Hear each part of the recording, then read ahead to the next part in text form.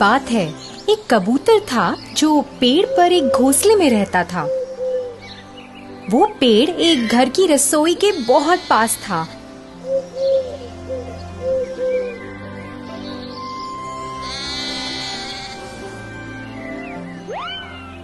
और उसमें काम करने वालों को कबूतर बहुत पसंद था। वो लोग अक्सर उसे दाना डालते थे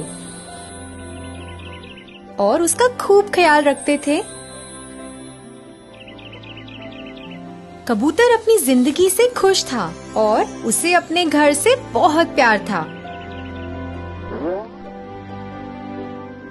उस पेड़ के पास एक और पेड़ था जिस पर एक कौवा रहता था। वो बहुत ही आलसी था और सबको परेशान भी करता रहता था। वो दूसरे पंछियों का खाना ले लेता था और कभी उनका घोंसला भी खराब कर देता था, क्योंकि उसे खुद मेहनत करने में आलस आता था। एक दिन कौवे ने कबूतर को उस रसोई से खाना लाते देखा।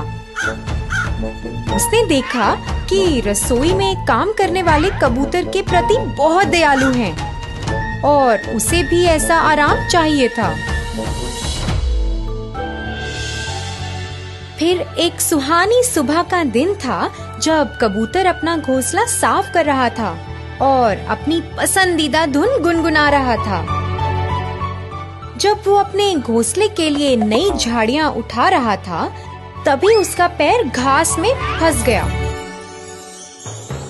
वो अपना पैर निकालने के लिए बहुत संघर्ष कर रहा था। फिर अचानक उसने ऊपर उस काले कौवे को देखा। फिर कौवा बोला, हेलो दोस्त, ऐसा लगता है कि तुम फंस गए हो। क्या मैं तुम्हारी मदद कर सकता हूँ? कोई बात नहीं, मैं ठीक हूँ, कबूतर ने कहा। अरे छोड़ो, मैं तुम्हें बाहर निकालता हूँ। कौवे ने झाड़ियों को खींचा और कबूतर का पैर बाहर आ गया। शुक्रिया दोस्त, तुम्हारा दिन खुशहाल रहे, कबूतर ने कहा।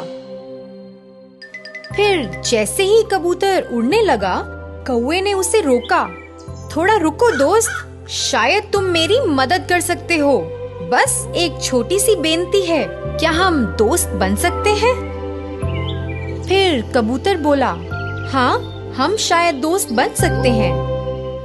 अरे वाह, अब दोस्त तो सबका मिल बांट कर करते हैं। मैंने सुना है तुम्हारा घोंसला बहुत बड़ा और सुंदर है। चलो वहाँ चलते हैं, कौवा बोला। कबूतर थोड़ा हिचकिचाया मगर मान गया। दोनों उड़ चले। जब कौवे ने घोंसला देखा, वो बहुत खुश हुआ। कौवे को उस घोंसले में बहुत आराम मिला और उसने पूरा लुत्फ उठाने का सोचा। कबूतर ने उसे वहाँ रहने को और साथ में समय बिताने को कहा, जिससे वो खेलकूद और लोगों के बारे में गपशप कर सकें। पर जब खाने का समय हो गया, कौवे को अपने लिए खाने की तलाश करनी थी और अपना ध्यान रखना था। कुछ दिन बाद कौवा बहुत ही परेशान हो गया।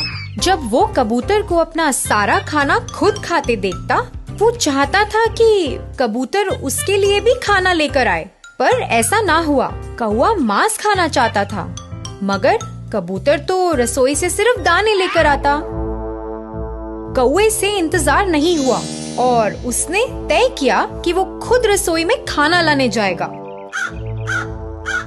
एक दोपहर वो चिमनी से नीचे रसोई में गया। उसे मच्छी बनने की खुशबू आई और वो रुक ना पाया।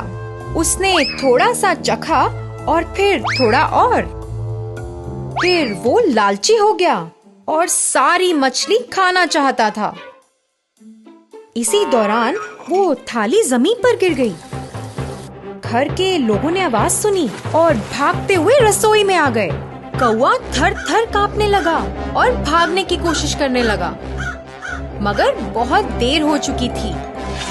एक आदमी ने उसे पकड़ लिया और दूसरे ने कटोरे से